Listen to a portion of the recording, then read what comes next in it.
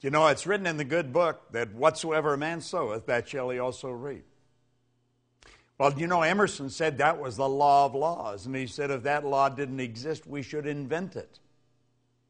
I'm Bob Proctor, and I want to talk to you about the law of compensation. I first learned the law of compensation from Earl Nightingale.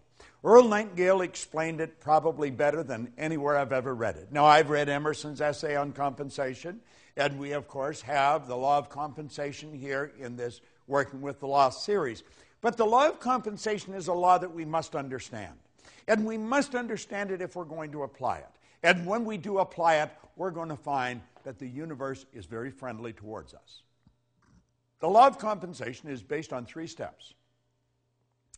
The amount of money or good you receive is going to be in direct ratio to the need for what you do, your ability to do it, and the difficulty there is in replacing you.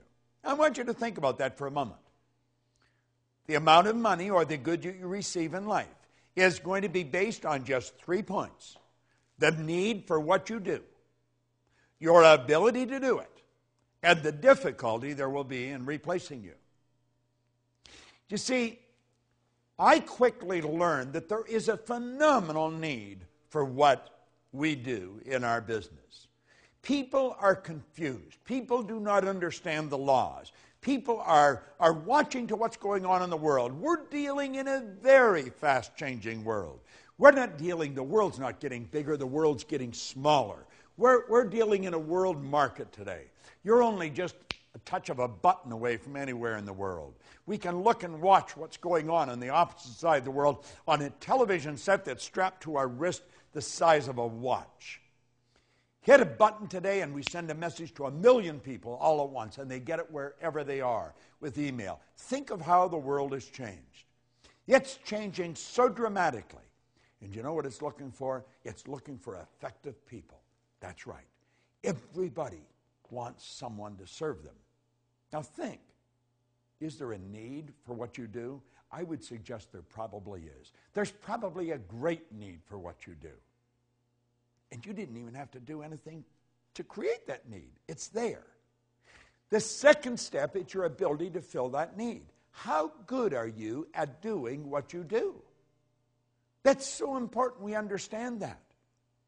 Most people just do enough to get by. It's been often said that most people work just diligently enough so they don't get fired, and the company pays them just enough so they won't quit. It doesn't work. It doesn't work. It's in violation of the law of compensation. See, the second step, your ability to do it, is going to take care of the third step if you do the second step right. The difficulty there is in replacing you. When you become so effective at what you do, you're very difficult to replace. That's when your stock goes up. You will find that there will be people waiting in the wings to hire you, to pay you to go and work for them. When you perform your task to the very best of your ability, or when you are through your work and you do it well, you infallibly bring out the best there is in you.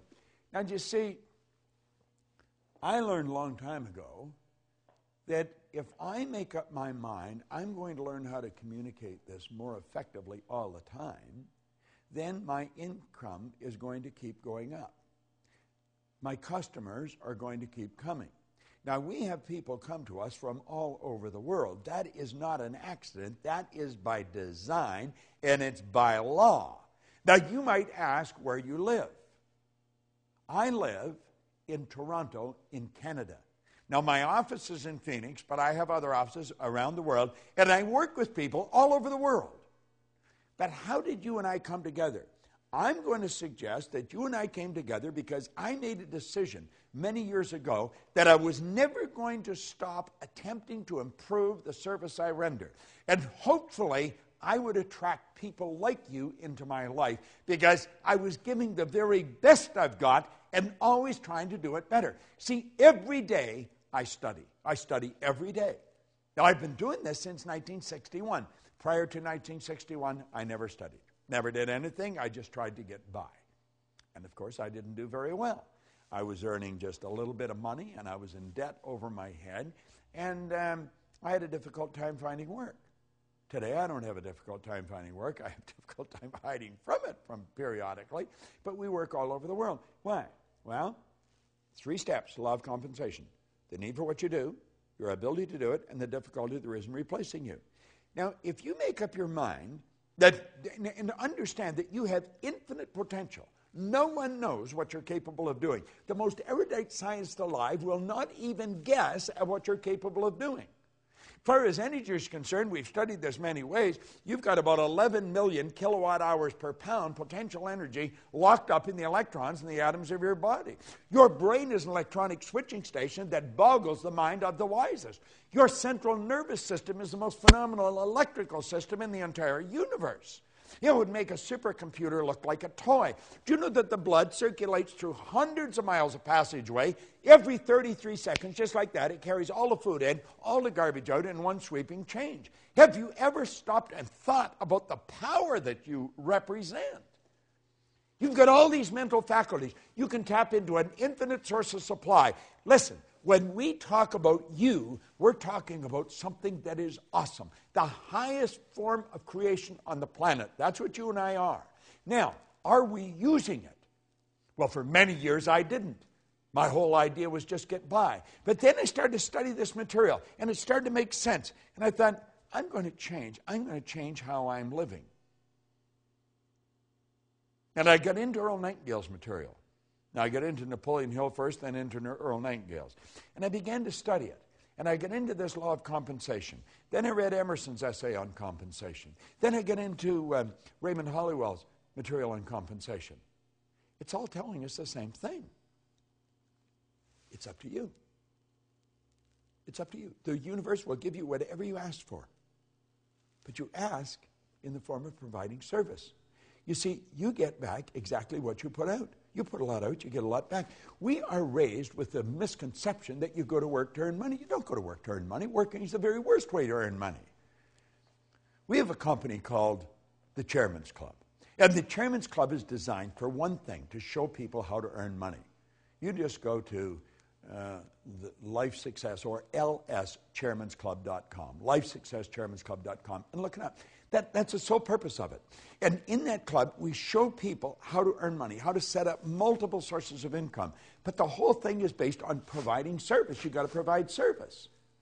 See, the concept behind the club is that you can earn so much money when you're sleeping, you can do whatever you want when you're awake. Now, that sounds bizarre to most people, but most people don't understand the law of compensation. We're raised with the idea you go to work to earn money. You don't go to work to earn money. You go to work to gain satisfaction. You should spend your days doing what you absolutely love to do. But compensation, think about it. Our compensation comes to us by law. It's based on 3 factors: the need for what you do, your ability to do it, and the difficulty there could be in replacing it. Now, I know you may have doubts. You may think, well, if I do more, I'm not necessarily going to get more. Well, you may not get it from where you're working. It may not come from there. It may come from somewhere else. You say, but the company makes up their mind how much I'm going to earn. No, they don't. You don't get your pay from the company. You get your pay through the company. Your pay comes from an infinite source of supply. You see, we've got a lot of these ideas wrong.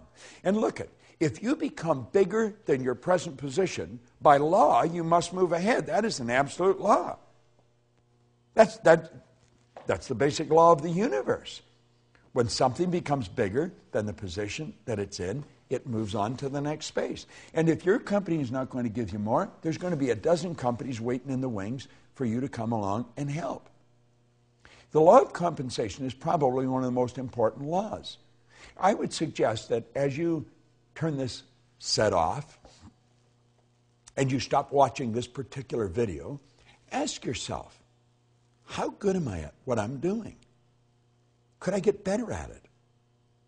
Could I get a lot better at it? How can I get better at it? Understand this. You've got the potential.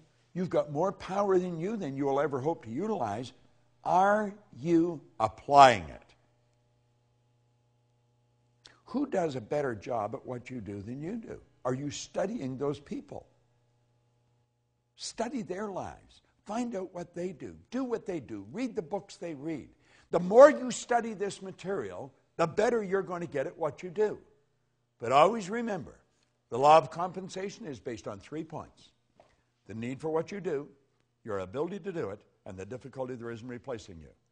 And as you go through all the material in these laws, and you study the law of compensation, get the material, get the physical material and study it. It's all there.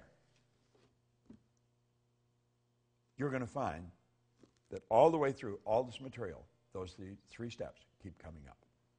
The law of compensation is based on what you do. Put the energy out there. Put the effort out. Get better at what you're doing. Say, I am going to get better every day at what I'm doing. And your whole world will improve.